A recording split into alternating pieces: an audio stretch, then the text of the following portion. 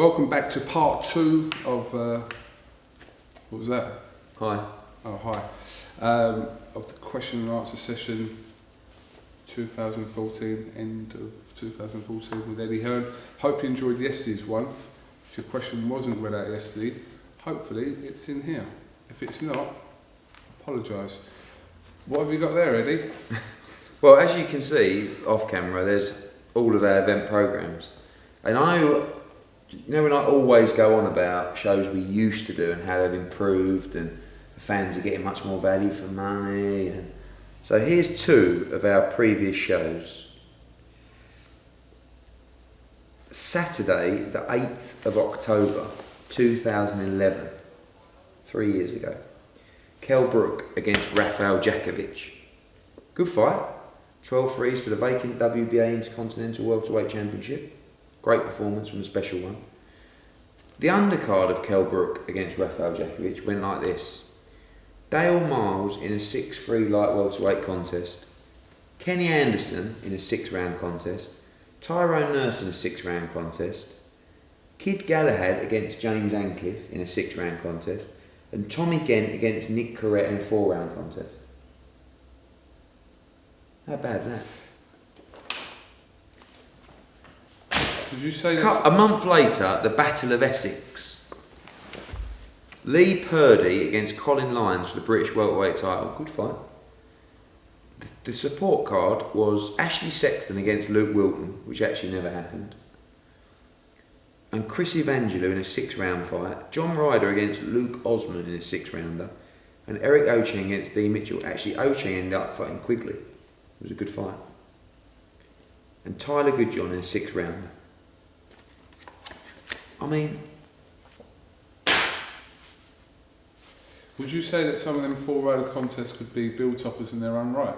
oh, it's mad how the cards, it's because the stable's grown so big. And again, I keep talking about it, it's not just us who's putting on deeper shows, it's everybody, because everyone's under pressure to try and outperform the other one. So British boxing's in a great state, and if you're a fan, it's good times. Anyway. It certainly is. Right. Are we going at pace? We've got to move it along because there's quite a few here. So I'll try and be as blunt as possible. Okay. Right. I've noticed, before you say a sentence, you go. No, you go. Right. Okay. So people listen out for it, and if you do it, every time you do it, you give a free ticket away. I'm going to give you a dead arm. Alright. Right. How about every time you talk a load of bollocks, I'll punch you in the mouth? Stephen, did I just do that? Yeah. Stephen Bloor. First of all, by the time you're reading this to Eddie, if I can guess how you are both sitting in the chairs, that's got to be worth a ticket or 2. What was he saying? Is it worth a ticket if he guesses? If he guesses, yeah. Okay. Kugan slapped Manly. Well, he's lost. What do you mean? That's not manly, but go on. Eddie's legs crossed like a pansy. Go on. What's his name? Stephen Bloor. Cheeky bastard. Did you notice I moved my leg position? Oh, brilliant. Oh, what do you like? What am I like? Oh, you and Bloro. Oh, Glory. You'll be there at the O2, won't you? The pair of you having a right crack together. At your expense. Eddie, we've seen some absolutely epic fights made by Matchroom recently, and long may it continue. I'm a Matchroom boxing and IFL TV through and through. What I want to know is, when you are making a decision on a fighter who isn't cutting the grade, obviously not asking you to name any fighters you've let go, but if you can tell me the process you go through when you think that's it, time's up, and have to let them go. Is it like football when a player's under contract and you can sell to another promoter before their contract's up to make some money back? With all the amazing fights recently seen, this must be the hard part of the sport, knowing that you have to cut a fighter who isn't producing the goods. If you do have any good examples, that'd be great to hear. I think at this stage of our development, we're not really looking to cut fighters, or I think we've been around long enough to have fighters in that stage. Because a lot of the fighters we brought through are still at the sort of development stage and moving forward. People are on different kind of contracts. Some people are on long-term contracts, some people are on fight-by-fight contracts, some people are on 3 fights, 5 fights. The fact is that I'm not the kind of promoter that's going to stick a 20-page contract in front of you for 5 years that means you can't have a shit without being sued. If you want to work with me and we believe we're the best place for you to be, we're the best broadcaster, then we'll work together. And the moment you don't want to work with me, I think you're making a mistake. But ultimately, the relationship breaks down. So I think the question should be rephrased about the pace in which you're moving a fighter forward. You know, if a fighter's not developing as quickly as you thought they'd develop, of course you've got to slow them down a little bit so they can learn, get more experience. We back everyone 100%. So it's not a case of giving him a couple of fights and going, he ain't up to much. Why not? You know, why are they not performing? You know, they're moving teams, moving trainers. You know, we need to look at maybe is it move up a weight, move down a weight. There are all kinds of different things. But ultimately, it's more about the development of the fighter. You know, if a fighter's underperforming or not living up to the expectations, then you do have to slow them a little bit. If they're struggling in fights, you're not going to keep moving them forward and just throw them in. Some fighters will move quicker than anticipated. Joshua's a great example. So you give him tougher fights rather than, you know, fights that you anticipated might happen first out. Okay. Stephen Bloor also shouts James Helder out. So. Drakey Dan. Boxing has been revived and the events held throughout the year of 2014 by Eddie and the team at Matchroom show that, but why do you think that it's taken so long for the casual fans to reconnect with the sport? It's been a good few years since I remember hearing general folk on the streets talking about the fight last night, in inverted commas. Cheers lads, keep up the good work. 2 tickets. I think it's a great question and I think it's a good point. Boxing seems to have hit the casual fan. And I still think casual and hardcore fans is this great divide and debate, isn't it? It's like, but ultimately, a casual fan is just someone who isn't buying boxing news, who isn't trawling BoxRec looking at stats, who isn't watching every single show on the TV, the internet, strength, you know. So a casual fan is great for the sport. You need to bring in new casual fans. And hopefully, actually, the casual fans will end up, a certain percentage of them will become hardcore fans, if you like, and that base can grow as well. The reason for the increase in interest in casual fans is, I think, many reasons behind it. Firstly, I think the Wembley show was a huge driver for interest in the sport to the general public and the casual fans. I think that reached out to the masses. I think massive crossover to casual fans. Sky did a great job. The other reason I think is down to the look and the feel of what you see on TV now. And what I mean by that is, and this is something that was an ultimate strategy for us moving forward years ago, was that when you turn on the TV, it has to look like a show. It has to look like you're in a great arena with a great atmosphere, with great production, you know, with great walk-ons, with music, with atmosphere, with people having a great time. It's exactly the same ethos we apply to the darts, and you can see the success behind that. You're not tuning into a sports hall with basketball hoops up in the background and 400 people, and I think the profile of the audience has changed as well. And I don't know if you agree with this, but I think when you go to a fight now, it seems more about, of course people want to see great fights, but it's also about the night out. I think people are better dressed. I think there's more women now at shows. I think people are not just turning up to purely watch the boxing. I think they're coming for the night out, the atmosphere, the music. And I just think the profile of the live audience is changing. I can't tell you about the TV audience. I still think, you know, it's growing in areas, but I think the live audience is changing. And what we're trying to do, and what we've tried to do from the start, is it's all about the look of the feel. I know hardcore fans hate talking about the production and the lights and the music, but ultimately it's a show. And as a promoter, what you're selling, the TV is the greatest platform to sell that product, and our product is our show. And I just think that the reason it's branching out is more publicity for the sport, better shows, better live atmospheres, more TV time, more promotion and publicity from our broadcaster, many reasons. But you as well. Yeah. I think so, yeah, because it's accessible. Social media is one of the other big drivers. Everyone's, it's in you. It's on you all the time, isn't it? Pick up your phone, boom, boxing. Whoa, by Eddie Hearn, boxing. Kugan Cassius. Well, boxing's big, isn't it? Whoa, look, it's always on my phone. It's because you follow me. Okay. This is for Mario.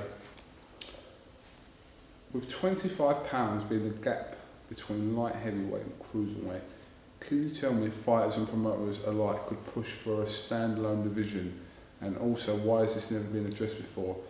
Would be such as the light cruiserweights.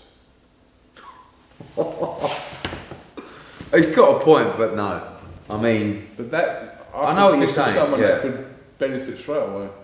Cleverly, yeah. I mean, 12.7 to 14 stone plus is a big gap.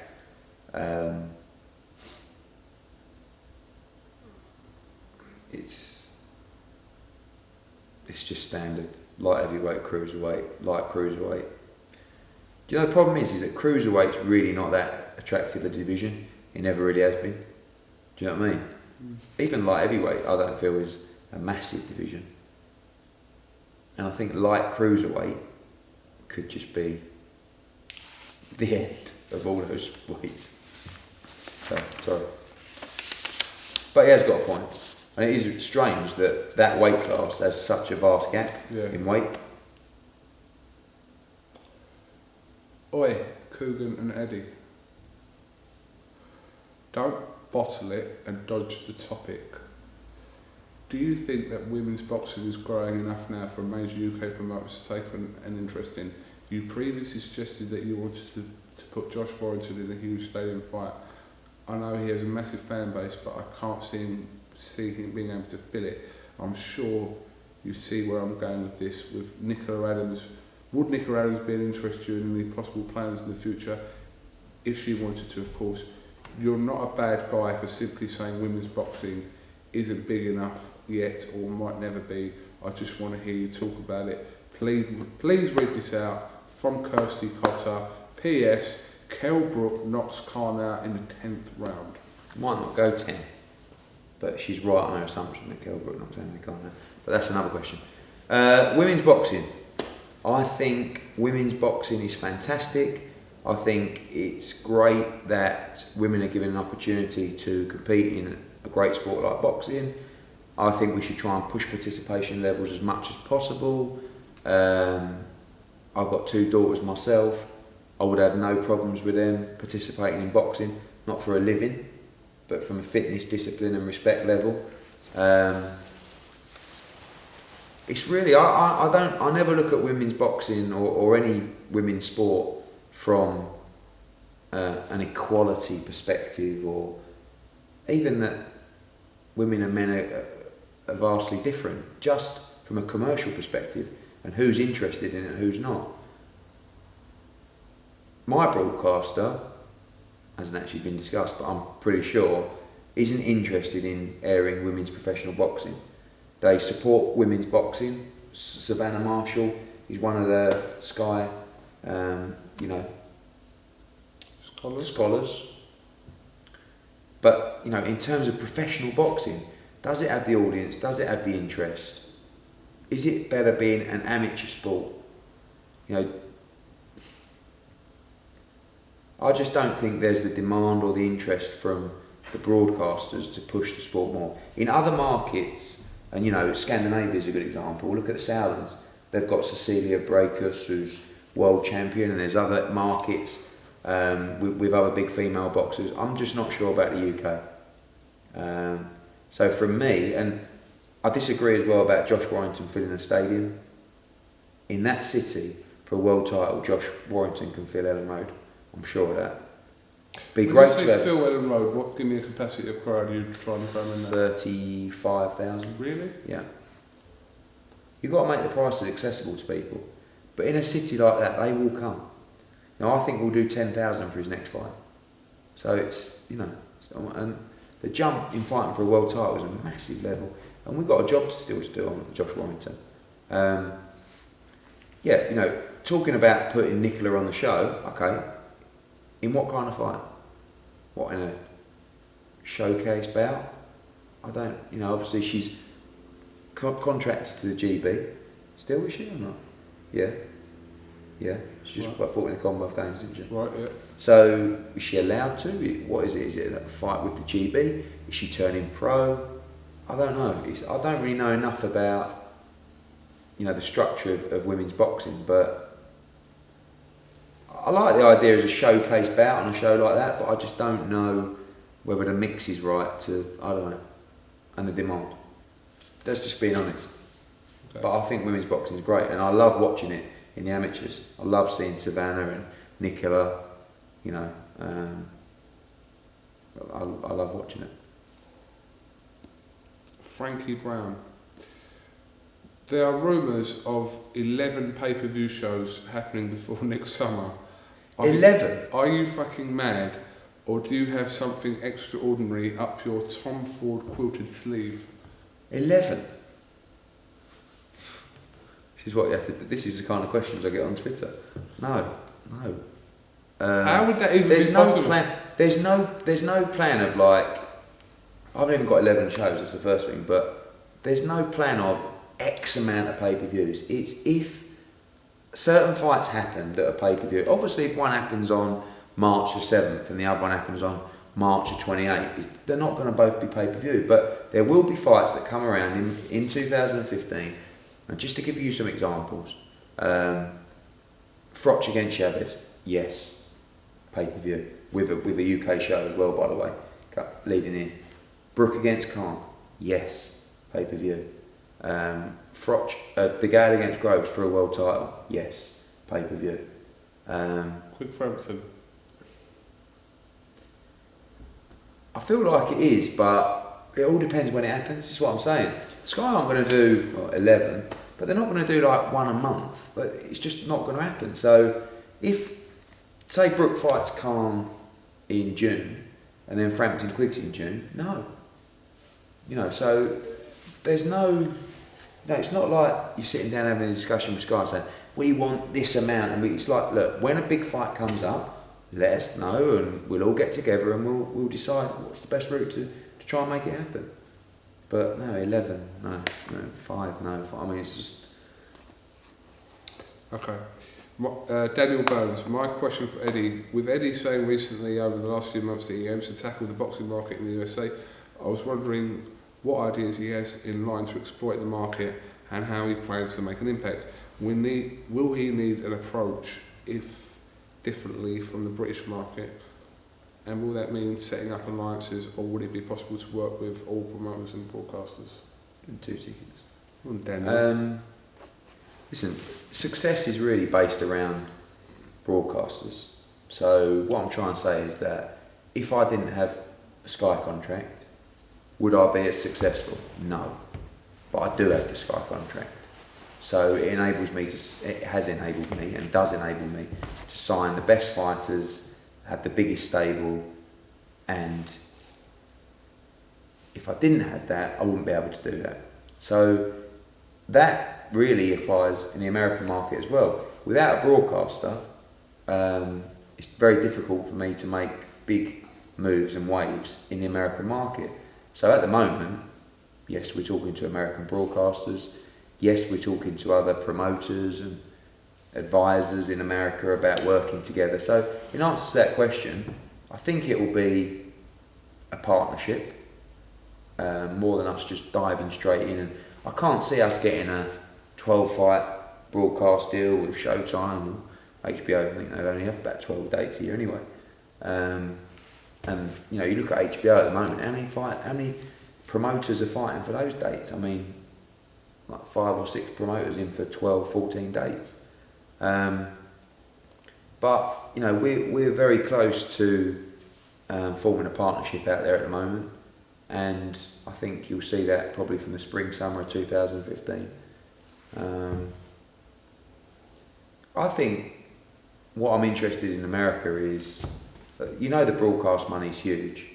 What can we really do on the ground to make these shows, to sell more tickets, to make them more atmospheric, to really work harder in that sense? Because I just think sometimes American promoters can get quite lazy, that they see the TV revenue as the be all and end all. And the TV money is so big. I keep talking in interviews with you in the past that over here, you know, gate money, gate revenue is more significant than TV revenue most of the time, you know, outside of pay-per-view shows.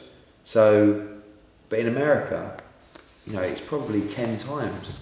TV revenue is probably 10 times, you know, the numbers of gate revenue. So I think it's a little bit neglected. And that's why sometimes you see tickets starting from $25, you know, and people say to me, God, tickets are so cheap out there, can't you do anything? Well, if we had that kind of TV revenue, yeah, we would.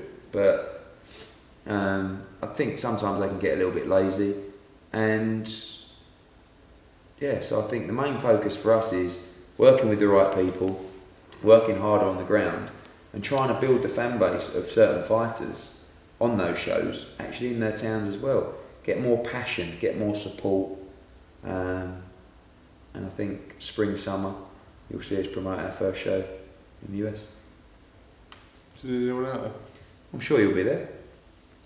People seem to be quite interested. You know, when I was in America for the Carnival, I was getting loads of media. Oh, when you come, you know, there's a lot of talk about you promoting it. I think just maybe a fresh face, just like it was in the UK when I started out. It was like, oh, who's this? You know. So they'll probably like you for 3 years and then think less, maybe just 3 months. Maybe. It's okay. Greg Wellman, hi Eddie and Coogie Bear. I've been a fight past. Does your missus call you Coogie Bear? No, she finds it as cringy as I do. Really? I've been a Fight Pass member and loved the ticket priority. Used it for 3 or 4 shows this year and have been impressed with seats, etc. But I have been disappointed with the online content though. Thought the live shows would have been more matching fighters. The likes of Darren Hamilton, Wally Camacho, Eric Ocheng would have been great on these shows. As your stable grows, I see it as a perfect avenue to keep everyone busy. Why hasn't this happened and will it in 2015? well, I think we've only done 3. So when did we launch?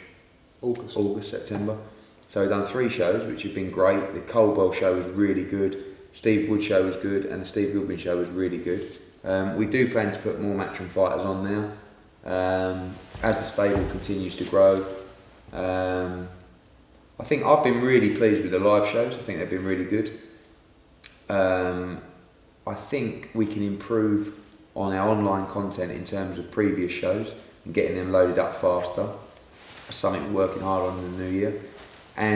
But more importantly, we've got a new partnership with a promoter that's going to cause some noise, and a lot of their content will be shown, international fight content. When are you announcing this? Probably next week. Okay.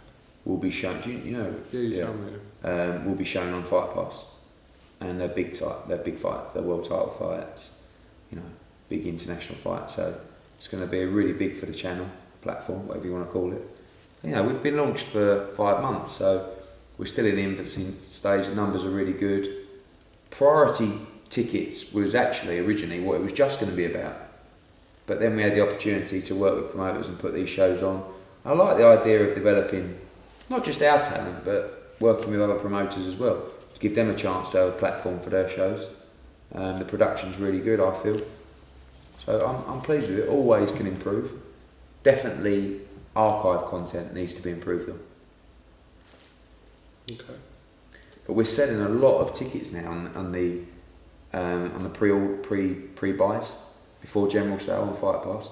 So people are really utilising that. You can really see that. This is from Mark Fortune. Alright Ed, Merry Christmas and all that jazz. My question is regarding the big fella, AJ. You recently said that AJ has the potential to change the face of boxing. Obviously I'm not comparing him with Ali, but do you think that one day Anthony will have such a worldwide appeal? And could you see him fighting in any other country in the world and tickets would just sell because of his name alone, just like Ali did when he fought in places like Switzerland, Germany, Congo, Japan, just to name a few. Ali could have been fighting a blow-up doll and he would have sold out the arena. The same thing is starting to happen with Joshua. If I'm right in saying that you've already opened the top tier of the O2 for the Johnson fight, I think he has all the attributes to become a worldwide star. Olympic pedigree, looks, personality, he's the perfect marketing machine. Plus, how great would it be to see the other matchroom lads getting massive exposure in other countries, fighting on the same bill? Well, he's dreaming big, isn't he? I mean, Ali's one of a kind, let's just get that right. And I think Joshua will go on to be a huge star and a huge name. I think it's stage by stage. You know, the O2, and I know that to some they've opened the top tier, might not be, but that's a big deal for us at this stage in his career. You know, it's 10,000 on that bottom tier. So we're going to go through that, and we've still got 5 weeks to go till that show. So it's a great sign. Every city we go to, we're seeing him driving ticket sales. In terms of boxing him in different countries, we'd like to box him in Germany this year. It's a big heavyweight market, definitely in America as well. I feel like he's got everything. I know he's a great fighter, but I just think he's a superstar. I just think he looks the part, talks so well. I think with Anthony Joshua, you've got someone who could be a role model for kids, and I think that's where we've been lacking a superstar in this country that can drive young kids into gyms and make them want to be fighters. You know, when Tiger Woods was exploding on the golf scene, young kids wanted to be like Tiger Woods. Do you know what I'm saying?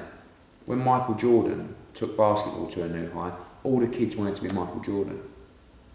Every sport, you need those kind of figures that's going to make kids go out, buy wraps, buy a pair of gloves and go to their local club. And I think people like Anthony Joshua are the perfect person to grow the sport in this country.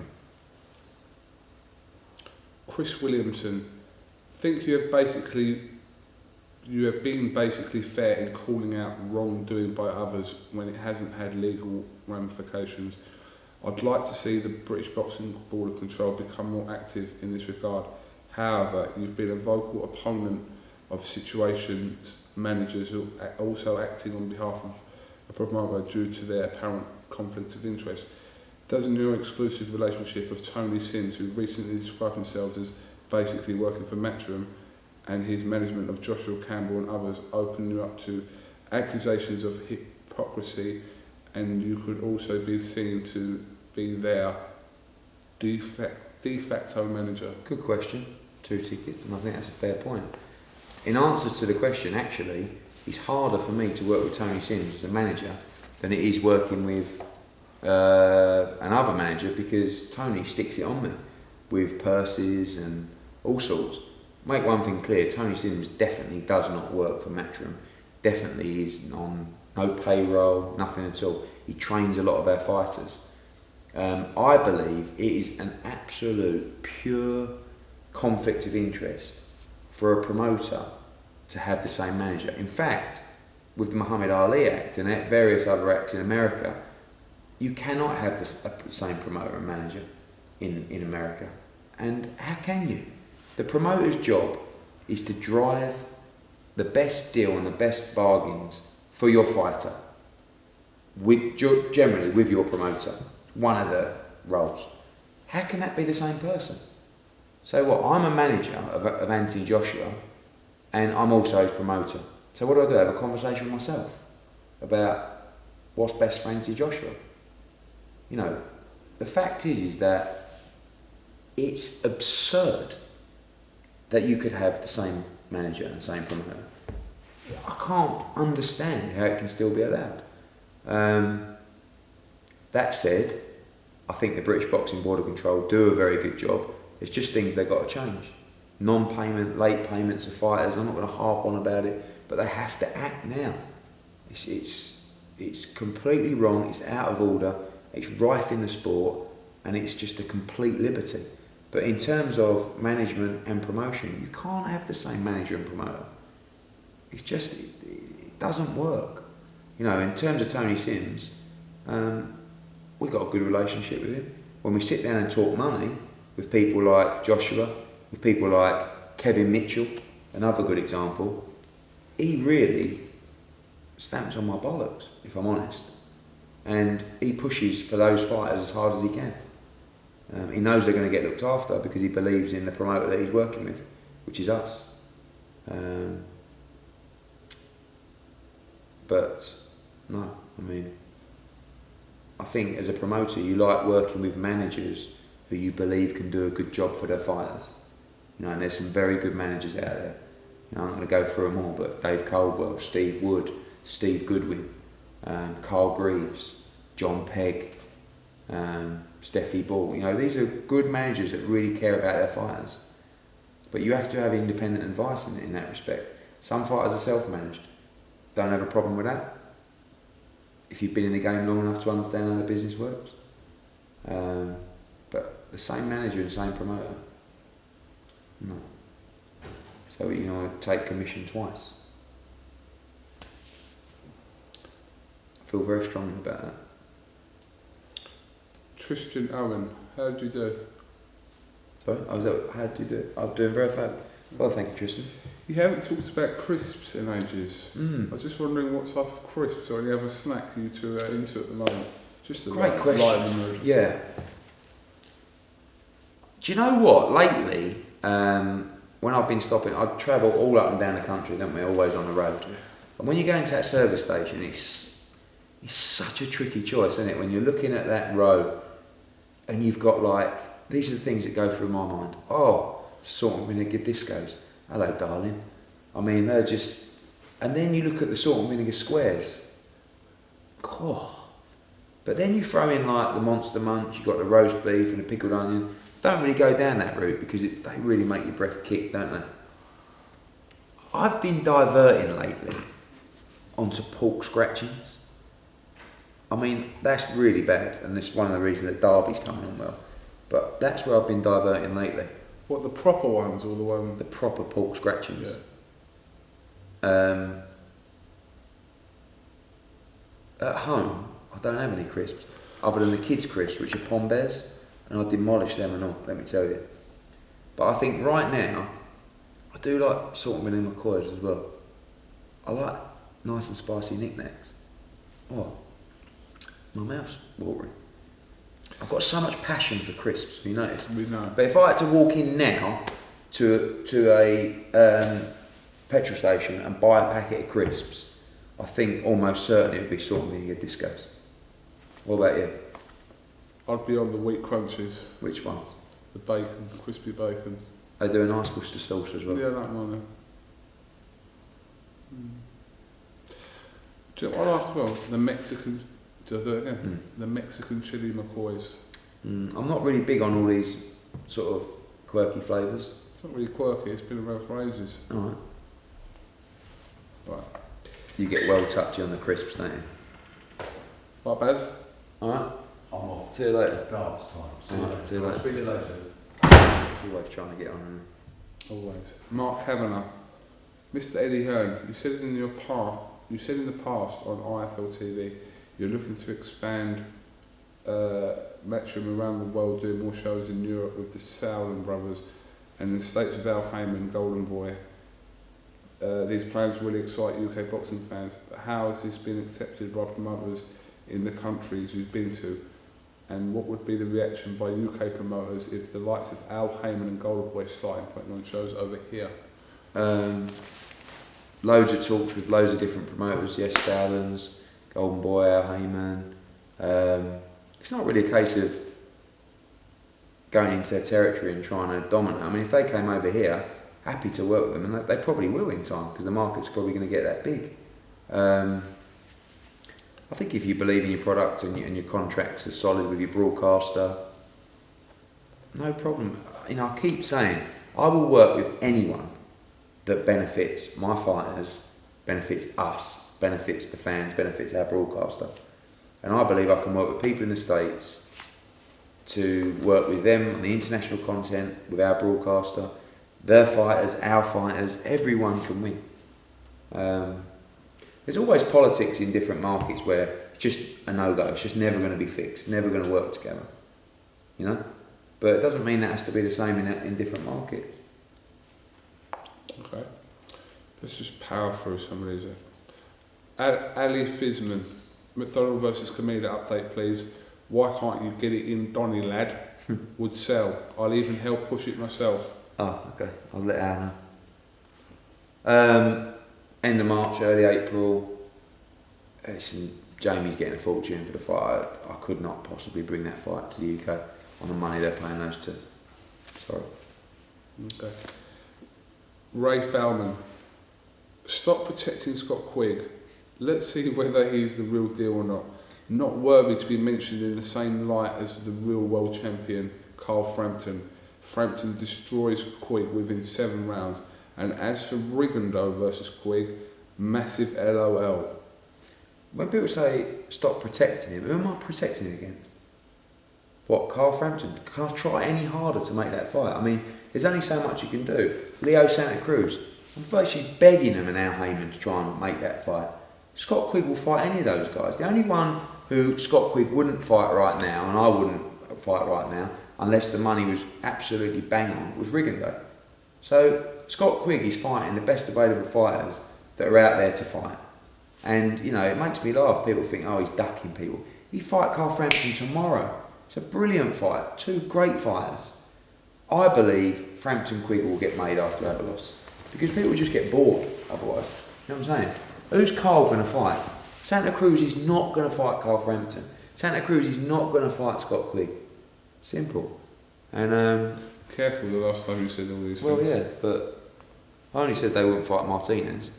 But they did fight Martinez, they got the exemption, they've done very well. But you have to, sometimes I say things like that to try and drive a fight, Coop. Oh. But Santa Cruz, I mean, you know, I don't understand. But, there you go. Darren McCoist. Who is this big opponent for Burns at 135? Or are you just waffling? No, I think you know I'm not waffling either. Actually, some interesting developments in that. Because we've agreed a fight with Al Haymon, and a couple of nights ago we were actually asked if we'd be interested in his other fight, which is actually a bigger fight at £135. Shut him down. Yeah? Yeah. And it's a better fight, isn't it? Much better. Yeah, I know. So the answer was yes, but we're in agreement to fight this other guy, but now that fight's come up, so we'll know in the next 24 hours. Will it be one of this or that? Yes, 100%. So, but again, it's not, people keep saying, why aren't you announcing it? It's not my show. If I come out and announce it, it's all wrong ethically. So all I can tell you is he's in a massive fight against, not him, the other guy. But in the last 48 hours, they asked if he'd fight him. And I said yes. But as it stands, we're contracted. Is Ricky up for him more than... yes. Interesting. And then another some media outlet online said that Burns is moving down to super feather. Yeah, I think Derry said he was. No chance. A lot of questions about Al Haymon. Do that then. What? You did it again. With Al Haymon, this is from Dan. How would you pronounce that? Cairns. Cairns. No, Cairns. Not Cairns. Cairns. No, Cairns. With Al Haymon touted to do a deal with NBC in America, which presumably will mean his fighters will fight on American terrestrial TV, and with yourself saying that you're doing shows in America next year, does that leave a window of opportunity for your matchroom fighters to showcase their talents on Showtime under a standalone matchroom promoted show, or do you just intend to co-promote with the American promoters? Whatever works for us. I mean, don't forget Al Haymon's not a promoter. He's an advisor. So he's got all those shows, but he doesn't promote. So, you know, there's loads of avenues at the moment, but it's interesting times. Do you know who Robert Palmer is? Yes. Not the singer. Yeah. Robert Palmer is a guy that generally backs Matchroom, you know, but every now and again he has a right moan up. So he really annoyed me on Twitter. So I gave him my number in the office. No, I said, text me your number. So I called him and had a chat with him, right? And we talked about all kinds of different things. He has a moan up about this. Generally, he was wrong on a lot of things and didn't where he thought he was right, but he had points and some valid points, and I tried to be as honest as I could. Then, unbelievably, when I was in the ring at the Kell Brook fight, we just got the decision. I looked in the crowd, and there was some bloke holding a Union Jack, right? And I went, get that here. Anyway, he's thrown the Union Jack in. I've draped it around Kell Brook. Obviously, we've gone back to change room. It's got lost.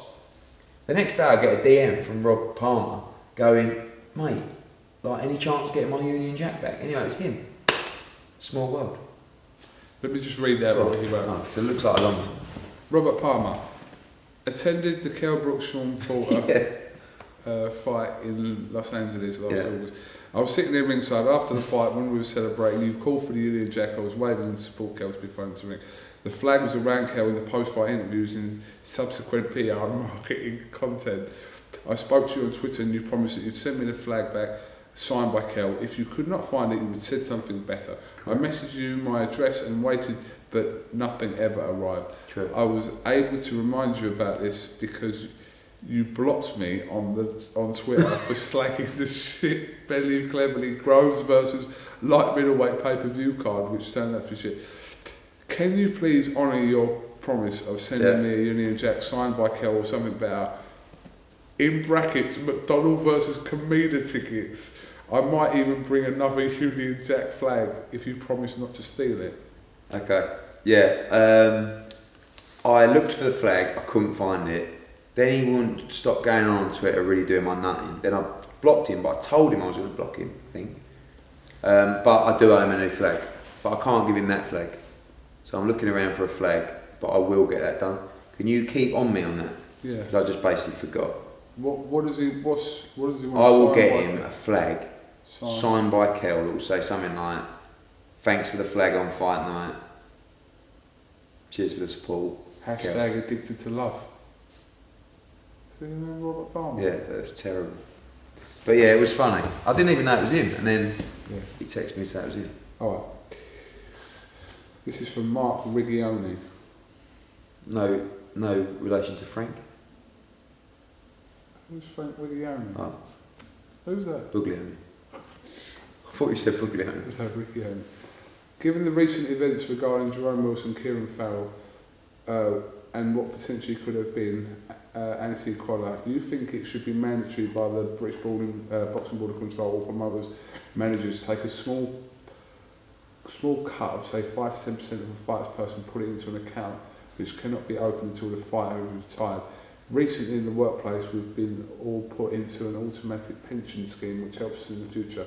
I think it would be great if managers and promoters did this for their fighters to help them in the future with their retirement, or in the worst case scenario like Jerome, Kieran and others cut way too short. Thanks, Mark Williams. Good question. 2 tickets.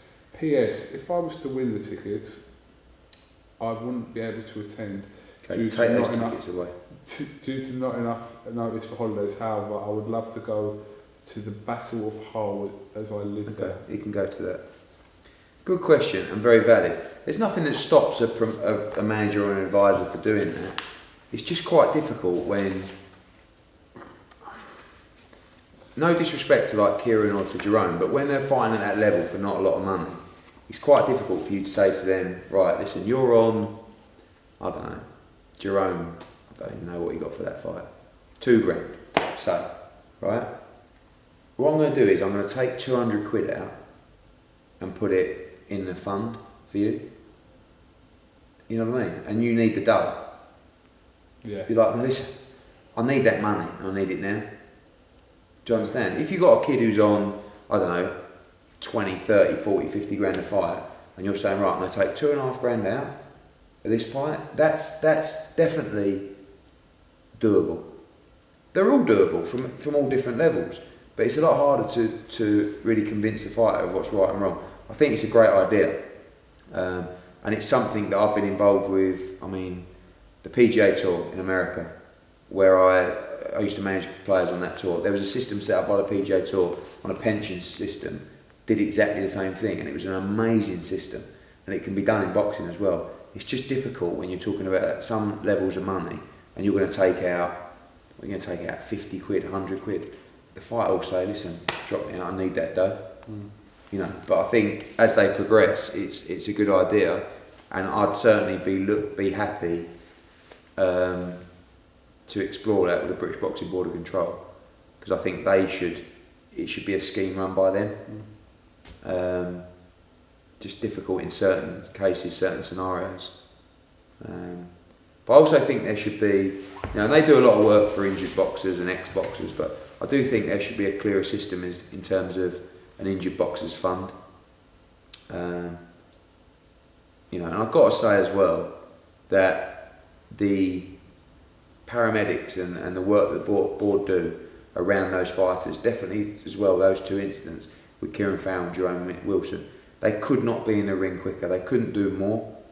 You know, I mean, you look now, you know, even in other countries you see knockouts and you see, you know, years and years gone by where fighters are unconscious without attention for minutes in the ring. You know, now the oxygen, and those first moments are so key in terms of the fighter's safety. And look, you saw, I mean, look at Prize Fight the other night when Lee Martin got knocked out. The doctor was in the ring when the ref was counting. Do you remember? Mm-hmm. Got to about 2, the doctor's in there. You know, turn him on his side, get the oxygen on. It's brilliant what they do. It is a dangerous sport, and you know, listen, I was 6 feet away from the Jerome Wilson knockout, and it was horrible when a fighter leaves the ring on a stretcher. You know, I remember when even Eric Ochen, you know, when he left the ring on a stretcher, and the worst thing is that most of the time they're conscious, and they think, you know, but it's what's going on. You know, the damage is done. But it's a brutal sport in that respect. But I do think the board and the paramedics do such a great job. But I like that idea, and I think it's got legs. But it needs to be set up in place it's got to be, you know, from start to finish. When you start your career, it's a certain percentage from every purse gets put aside. Yeah. And I think it's a good idea. Okay. Festive greetings, Kugan the Fast Guy. Congratulations on a brilliant year. To say boxing is back on the map would be an understatement. Hull is boxing balmy, and we can't get enough. The shows you have delivered have been first class and long maintenance continuous leads to my question. The summer has a potential clash with our boys Campbell and Cole, a real divide in the city. Do you think that this is the right time to make the fight? I have no doubt both can challenge for the coveted Lonsdale, it's Lonsdale not Longsdale, belt. Would it be better to keep it building both for a push for the British title for either, then fight it out on a huge show in Hull? Although a stadium fight is possible, there's a feel that an undercard would have to be huge without it being for a significant title at stake. I'm a big believer that I'd rather get it made now than it not being made at all. I think there can be a title on the line in the summer. Can I just finish this? Yeah. Sorry. We will still go out in our droves regardless, but this has massive potential and I don't see why it needs rushing. Let's have a big 2015 on our wish list. Is Big Joshua to fight in this great city? I'm sure Kugan and yourself persuade him with a discount on some of Daddy Cole's strawberries. All the best, John Boy Watto. Yeah, I mean, he's got a point. I just sometimes feel like now's the right time to make that fight. I believe it can be for a title, a significant title. Joshua would be on the bill because it would be a huge outdoor event. Yeah, I mean, there's always that argument, and you run the risk of fights, you know, someone gets beat and it's not as big, or someone goes another route. I just feel like the summer's the time to make that fight. But there's a long way to go, you know, 6-7 months till that fight can be made, so we'll see what happens. But I think one thing that's been a big success of 2014, and although one happened in 2013, was the Hull shows that we've done, you know, the shows in Hull. You know, you look at the big outdoor event we did at Craven Park, you know, with Selby against Simeon, with Coyle against Derry Matthews, with Campbell's debut, you know, then the event at the arena with Coyle against John Simpson and Campbell again, and I can't remember who else was on that road, Gavin McDonald, I think, for the British title. And then it was a Lee Wood fight, wasn't it? Oh no. Anyway. And then the Coyle Brisweiler night with Campbell and Hamilton and Gavin McDonald again, and the one recently as well with Coyle Cassius and Campbell against Brisweiler. Hull's had some great nights, and it's a big area for us, big market, big city. But I do want to make that fight for this summer. But I understand what you're saying. Okay. Wayne Carter. Eddie, I like Paul Smith, but you know he gave it his best in Germany and couldn't beat Arthur Abraham. Unless he lands a punch from the gods to knock Abraham out, then don't you think we will have the same outcome? No, I disagree. I think he put in a great performance last time. I think it was very close, but I think the belief is totally different now. When you go into a fight like that, you sort of convince yourself you can win, but do you really believe you can win? Now, I believe 100% he knows he can win the fight. And I think he's got a great chance in the fight. I think he can be much better than he was last time. I don't think that was like this unbelievable performance from Paul Smith. I thought he boxed really well, but he can be better and he can do different things. So I'll give him a great chance to win the fight. Tough ask, because it was before the first one. But we've seen, a lot of people didn't expect him to do that well, did they? No. Now he has. Why can't he do better? Certainly hope so. Connor Allen. Eddie, Tony Bellew is a gobshite and totally overrated. How he is on the verge of a world title after 3 fights at cruiserweight is beyond me. Marco Hook would beat Bellew and Johnny Nelson in the same ring on the same night. That's not a question. Oh, how is he on the verge? It's more of a statement than a question. Yeah. I'll just reply and say Tony Bellew's had 3 very impressive wins at cruiserweight.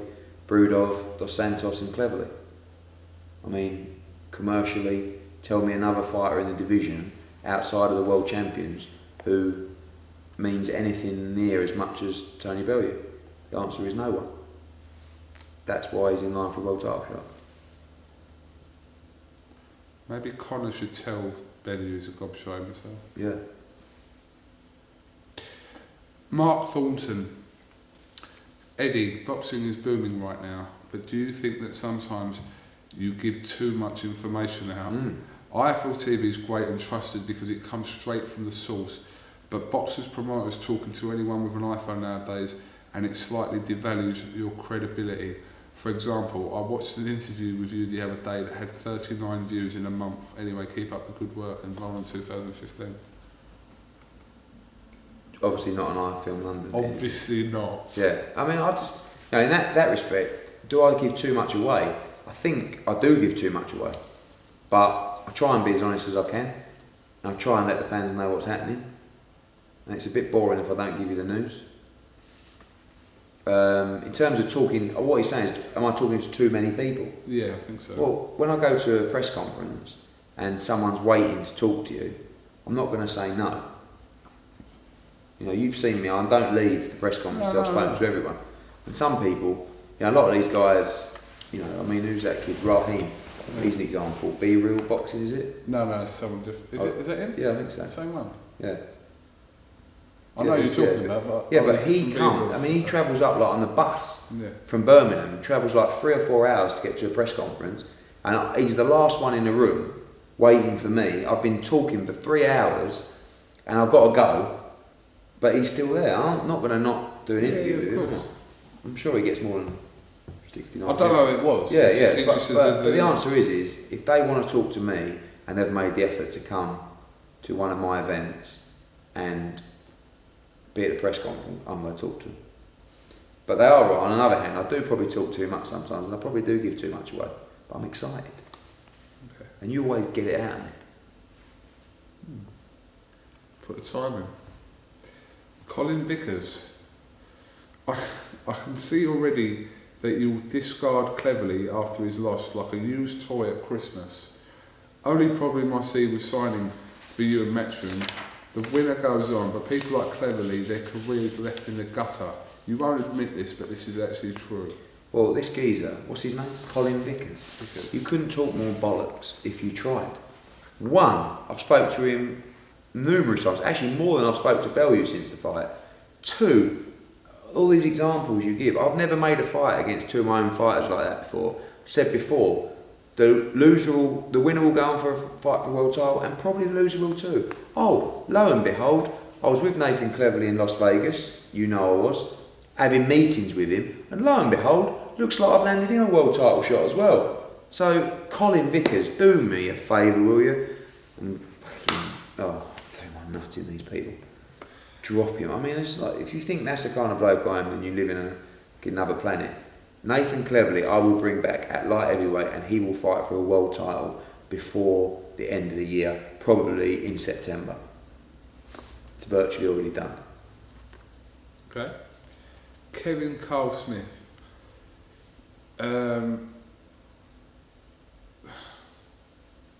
This is a question really about Selby and Gradovich, about getting that fight on here. Yeah, we dealt with it. I've made him an offer. I really want to get that fight for the UK. It's ongoing. And just, I know you've touched on it already, why has everything gone quiet on the Wales front, but you've kind of explained it. Yeah, I mean, you know, Selby Brunker, from a timing perspective, I'd like to have done that fight in Wales, but because of dates, I couldn't, did it in London, but Selby, Gradovich, hopefully in Wales in the spring. Okay. Ben Corley, noticed you mentioned about George Groves and your relationship in the last Q&A. Has it improved since he was on the Bellew Cleverly card? Are you friends again? Why is it that he didn't like you in the first place? I guess it has improved, really. I mean, I like George. I've always liked George.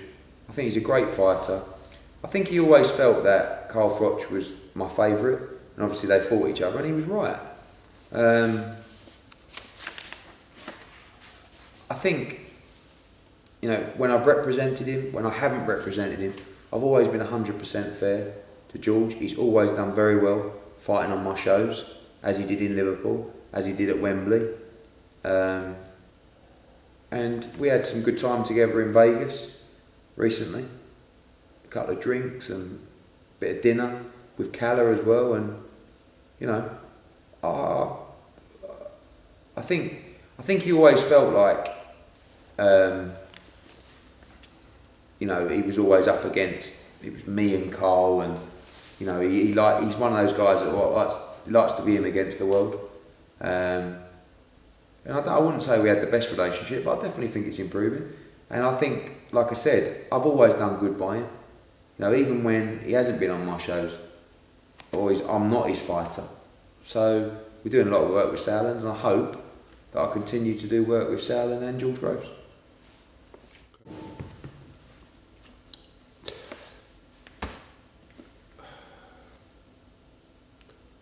Simon Peters. Pretty much, you deserve another one there. Take one. That's 2. What? The paper. Gets through, doesn't it? Even your little muggy one. Go on. Simon Peters.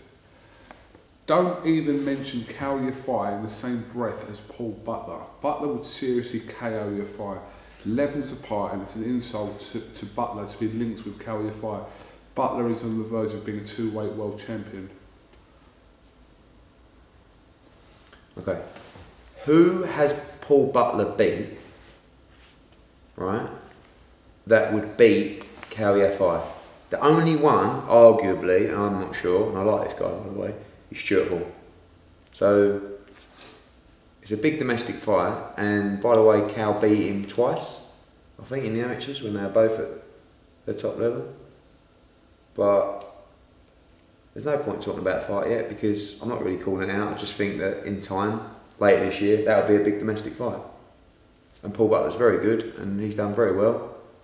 But he's going to need a big fight, because outside of boxing, no one knows who he is.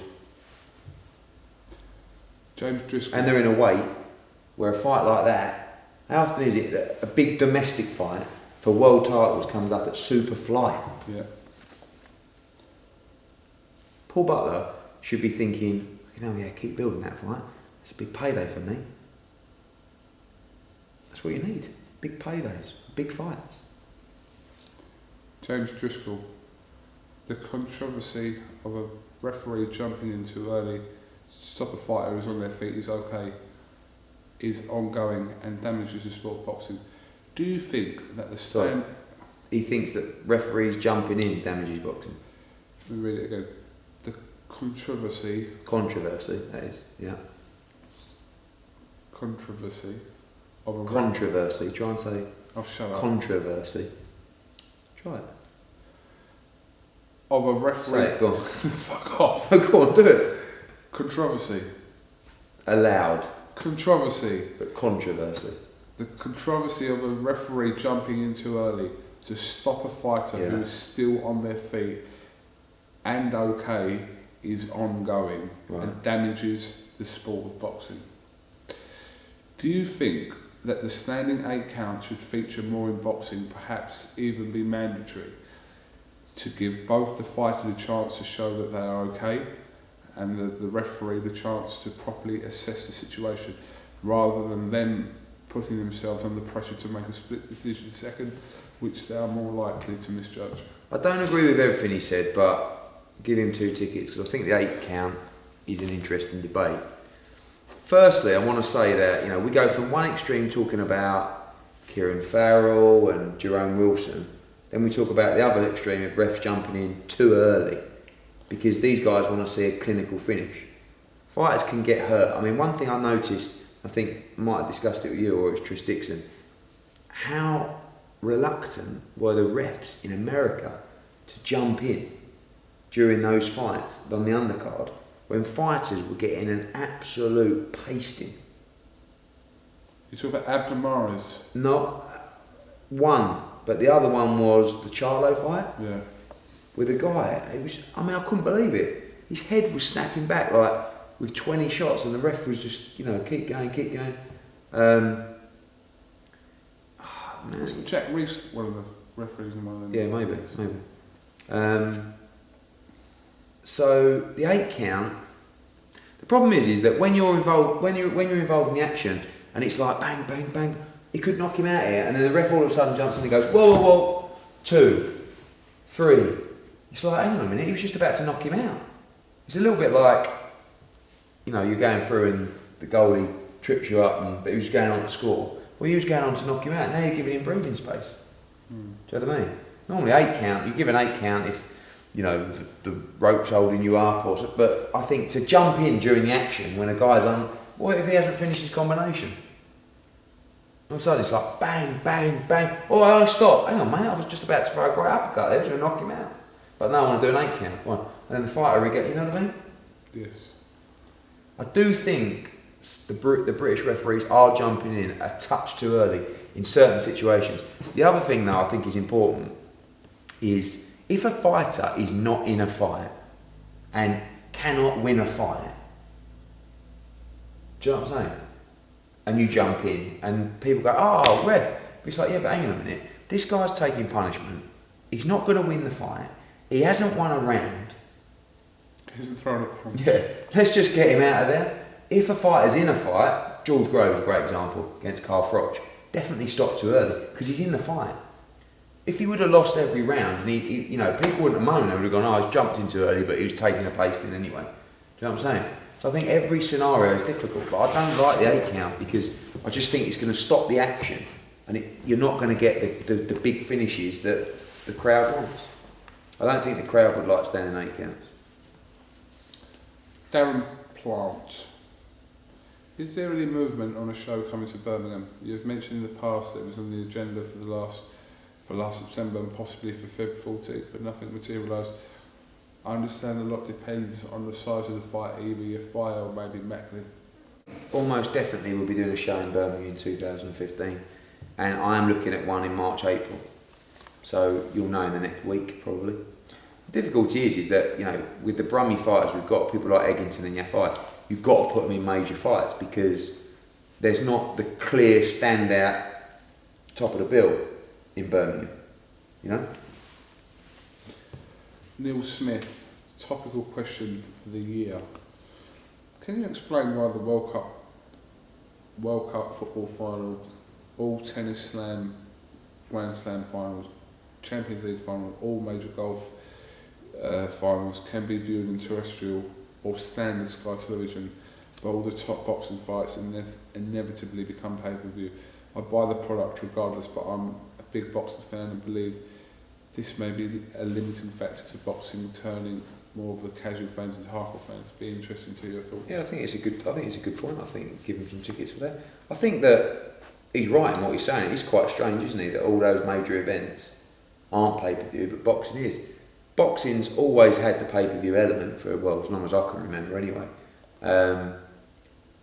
And of course, in an ideal world, it wouldn't have that element. But I think the honest answer is because boxing is not big enough and doesn't drive the numbers and subscription levels to warrant giving it the kind of budget that would be available for, say, Champions League.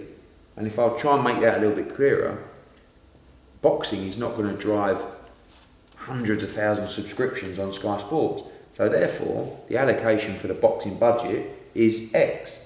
The allocation for the Champions League budget is because it's going to drive subscribers to the channel, having Champions League, certainly having Premier League.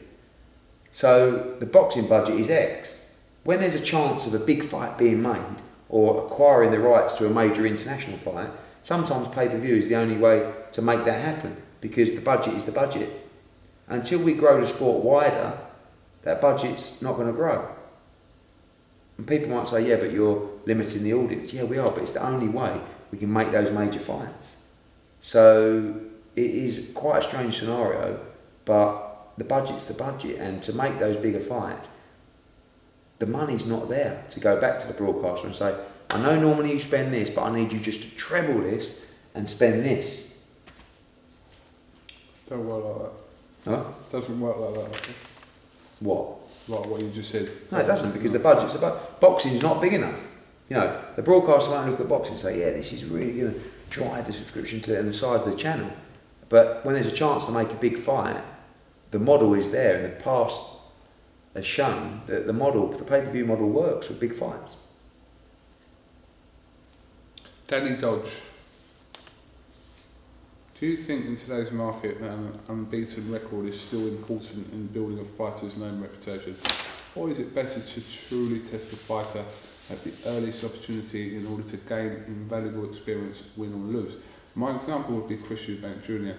Many would say that he was not ready to step up, but I believe even in defeat he has enhanced his reputation and will learn from his mistakes after making him a better fighter. Happy New Year, Danny Dodge, sent from my iPhone. Oh, well done, Dan. Good question. Not quite on the tickets, but nothing builds hype and expectation like an unbeaten record. Doesn't have to be, you know, it doesn't mean your unbeaten record tells you you're a better fighter than someone with a loss on their record, but ultimately an unbeaten record gives value. On the point of Chris Eubank Jr., I disagree. I think the loss has really affected his value. Still think he's a quality fighter. Still think he can go on and win titles. But I, you know, we've been through that. I think it was the wrong fight for him at that time. But I like fighters to be tested. I like them to learn, and you can certainly come back from a defeat. But the O always carries value. Somebody's always got to go. They always use that one, don't they? Last question. I didn't do that. Did it? Watch it back, you see.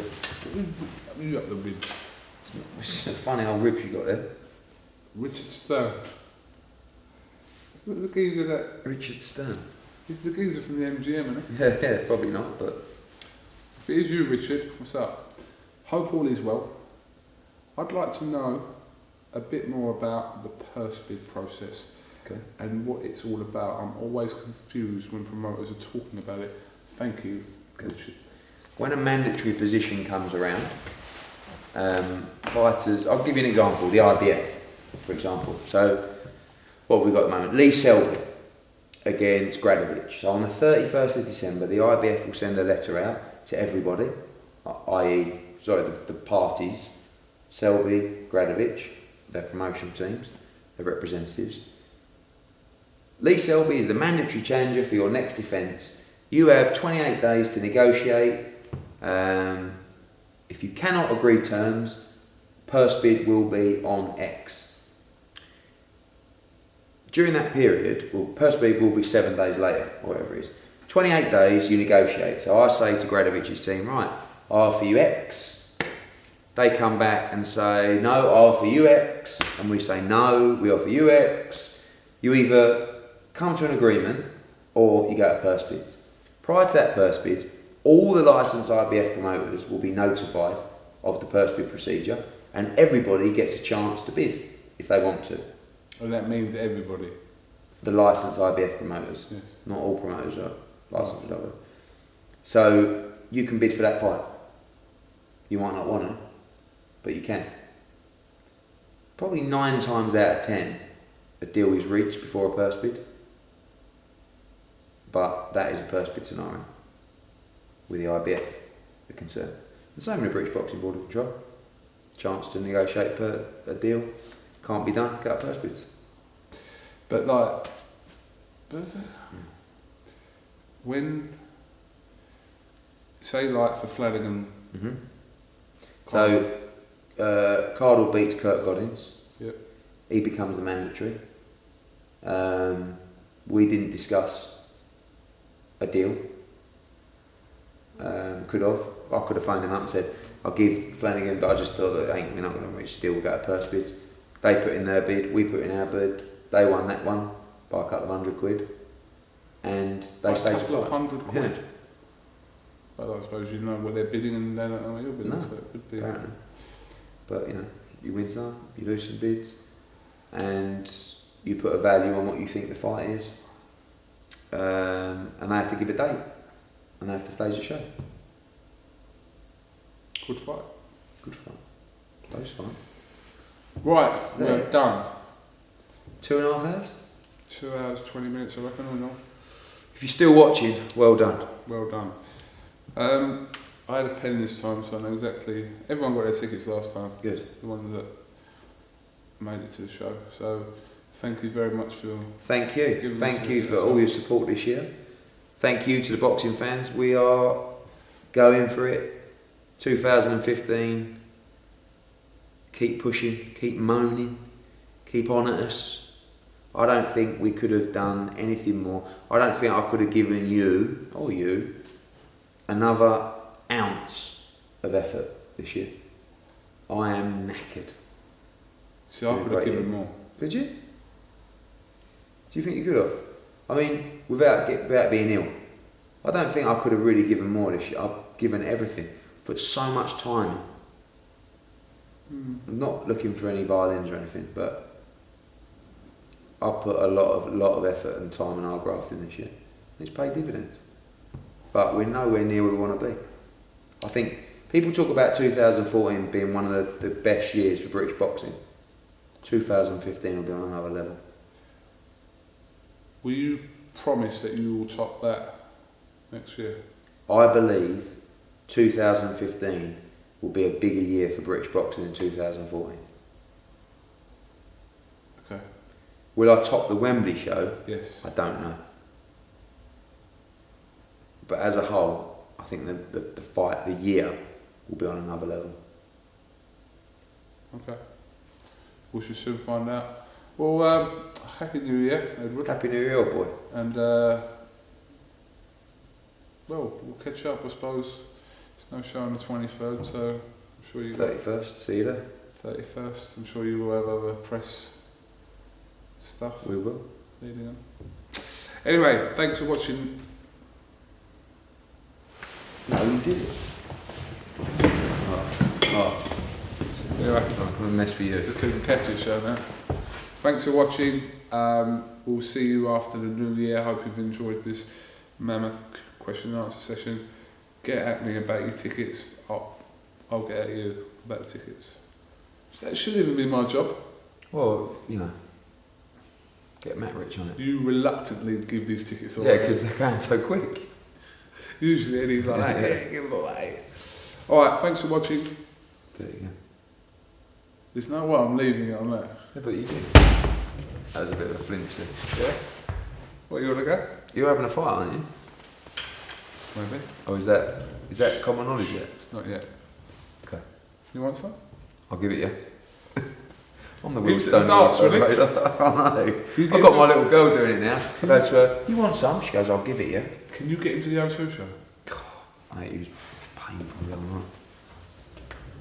Thanks for watching. Have a great new year, and we'll see you soon. Thank you.